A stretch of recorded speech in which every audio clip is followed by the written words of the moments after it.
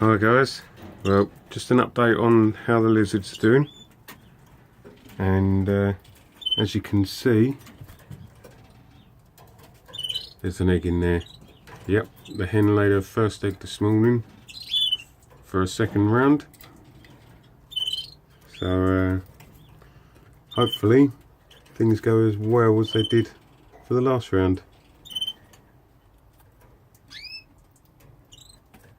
And just to let you know how the chicks from the first round are doing, they're doing very well. 2 full caps and a broken cap.